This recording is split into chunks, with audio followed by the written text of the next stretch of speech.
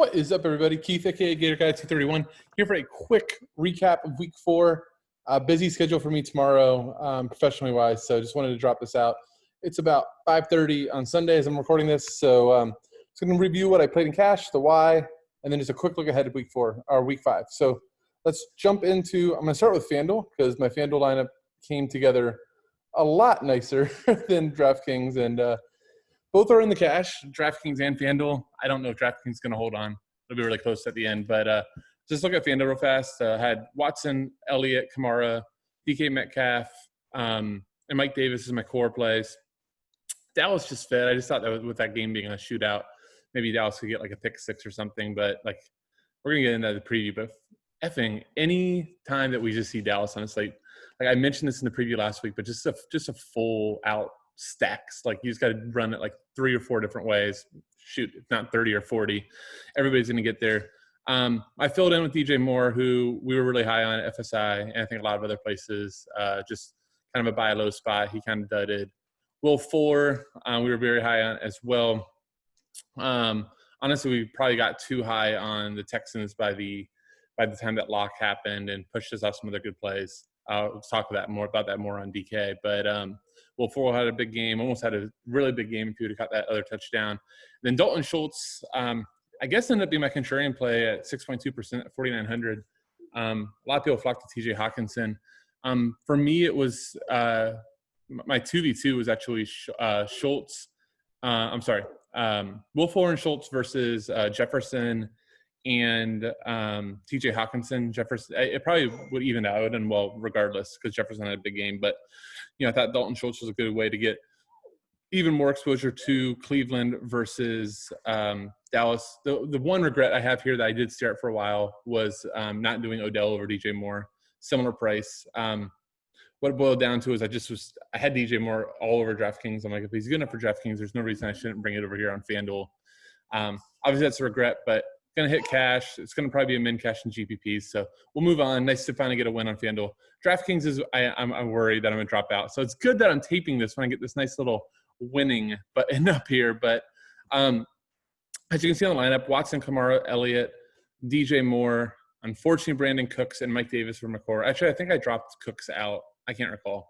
But thought Mike Davis was easy. Just with the amount of catches. He's playing that Christian McCaffrey role. Obviously, he doesn't get nearly as much running upside as McCaffrey, but the catching is definitely there. I had mentioned in the preview that I don't want any sort of running backs in DraftKings anymore that don't have good receiving upside. And honestly, it's just kind of funny that the only guy that didn't get that much receiving work was Alvin Kamara. I think a lot of it was game flow once New Orleans got up. But obviously, he ran one in. Elliott with 8 catches, Davis with 5. Now, here's my big regret. And here, I guess it's twofold. One, I think just paying up the defense. I never like doing it, but when I said I want to play Will Fuller, Bucs defense fit. But here was the problem, and I would have played the Texans defense, which wasn't much better. But what I should have done was take that 1,000, and probably move up from Brandon Cooks. I actually started getting a really bad feeling about Brandon Cooks about 30 minutes before lock, once I had made 10 to 15 lineups and Cooks was ending in all of them. I'm I'm way too exposed to a guy that hasn't showed any sort of consistency or any sort of trying to think of the right word. I can't think of it right now. Relationship with Deshaun Watson. I know there's a better word, but chemistry. That's what I'm looking for. Chemistry with Deshaun Watson, and shows up with 0 catches. Troutman, there was always a chance that 0 was there, so I'm not really that tilted on it. I did mention in our Discord chat that I liked O.J. Howard, who played well. I could have gone up there if I would have gone down at defense. But I think not going all the way down at defense, where I could have easily in that Cook spot, if you punt defense down, even if you go take a 0 with New York, you could have gotten to Odell, who I loved. Could have gotten to Parker, who I loved. Could have gotten to Jarvis Landry, who didn't have a great game, but he threw one, who I loved. I brought him up on Wednesdays. There was just so many guys in that mid 5K range that all were popping.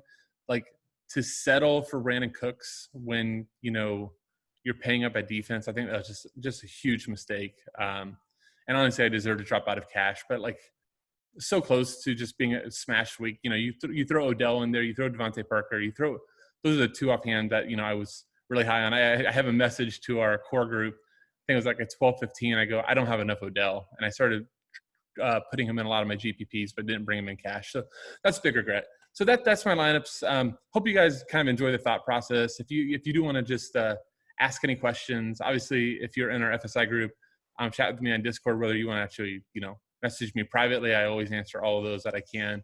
Only time I won't answer is like during locks. It's kind of hard to manage all the other people asking in chat.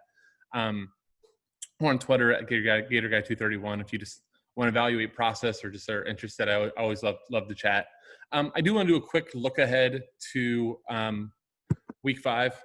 So I kid you not, the first thing I did was pull up who Dallas is playing, because now we are literally 3 consecutive weeks that if you stacked Dallas on both sides, you legitimately printed it and probably were in the top 2 to 3%. Like, the defense is that bad watching some of that game. So week 5 opponent is the Giants. That might be the one team that's going to test if this actually works, the strategy. But look, Daniel Jones could easily show up with a good game, or you can just run the Dallas side and hope that it stays close. I definitely think I'll be playing Zeke depending on his price.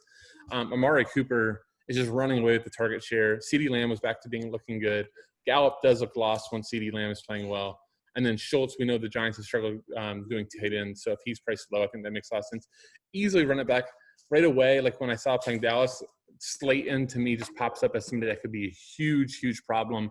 I don't want to call him Odell, right? But, similar like athletic profile in terms of just big, I guess they're not even that similar. Just big play guy. I could see Slayton having a big game.